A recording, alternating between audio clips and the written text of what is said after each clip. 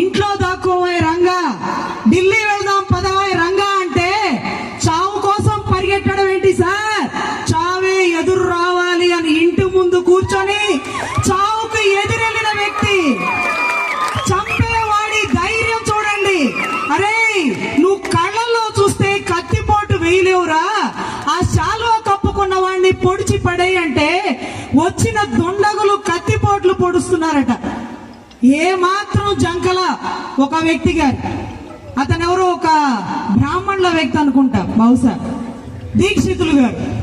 అతను చివరి పోటులో అన్నా అన్నాడంట, ఒరే నాయన వీడు తమ్ముడు రంగన్న బతికే ఉన్నాడంటూ మళ్ళీ కత్తిపోట్లు ఎవరి వైపు అయితే చూపించినాయో ఆ వ్యక్తిని పొడవడం బిగించేశారట.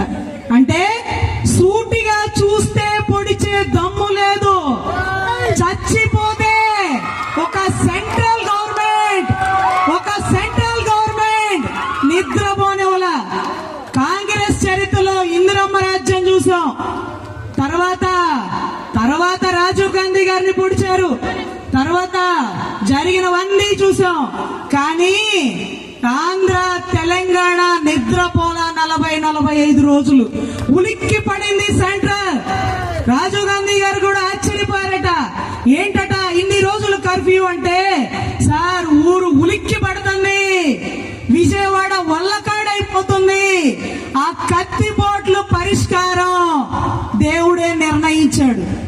చావు కారణమైన ప్రతి ఒక్కరి చావుని మన కళ్ళ ముందు చూపించాడు. ఈ రోజుకి రాష్ట్ర ప్రజలుగా, రంగా గారి అభిమానులుగా, కాపింటి ఆడబిడ్డగా ఆ విజయవాడ జిల్లా రంగా గారి జిల్లాగా మారాలని, బ్యారేజ్ మీద రంగన్న విగ్రహం, చేతులు కాళ్ళను ఫోల్డింగ్ పెట్టిన విగ్రహం ఉండాలని మా తీర్మానం.